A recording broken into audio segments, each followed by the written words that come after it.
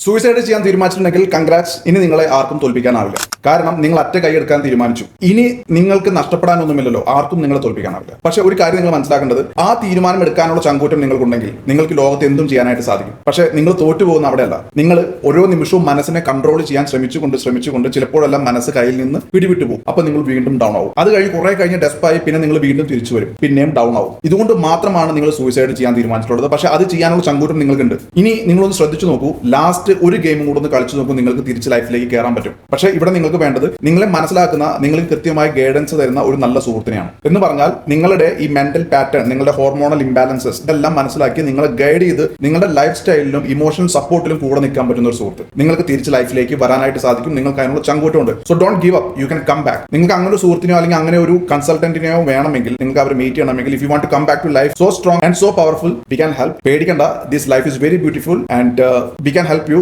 Seriously, നിങ്ങൾ താഴെ ഡിസ്ക്രിപ്ഷനിൽ ഡീറ്റെയിൽസ് കൊടുത്തിട്ടുണ്ട്. അപ്പോൾ അത് വായിച്ചു നോക്കുക. If you are going through such kind of emotions, don't worry, ഇതൊരു അവസാനമല്ല, കളി ഇനി തുടങ്ങാൻ പോകുന്നതേ ഉള്ളൂ.